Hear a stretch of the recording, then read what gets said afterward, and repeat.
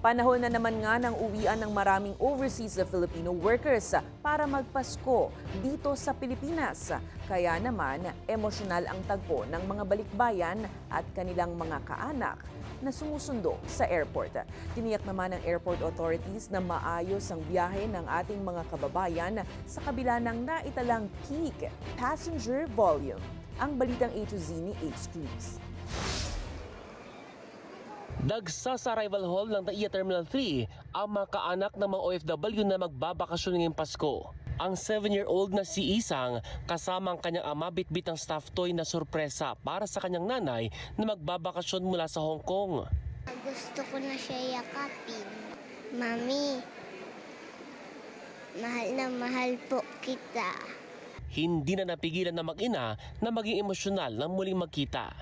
Masakit po yung pakiramdam na nag-aalaga ka ng ibang bata, pero yung sarili mong anak hindi mo maalaga. Masakit po yun para sa akin.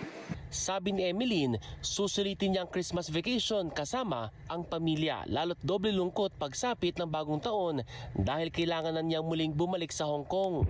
Kasi mas mabigat yun sa pakiramdam yung iwanan mo ulit siya, magmapakaawa na huwag na akong bumalik, gano'n. Pero kailangan pa rin eh.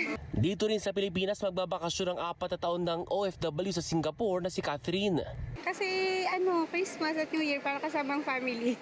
Ang ilang mag-anak naman sa ibang bansa magpapasko gaya ng pamilya ni Helen na magbabakasyon sa China. Dahil sa dami ng pasahero, siniguro nilang maagang dumating sa airport.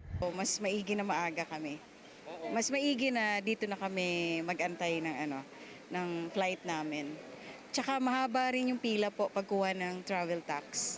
Nitong Sabado, December 20, pumalo sa 171,000 ang dumagsang pasahero sa Terminals 1 hanggang 3 ng NAIA na may tuturing na peak volume. Matatandaan ko matagal na hindi umabot ng ganyan.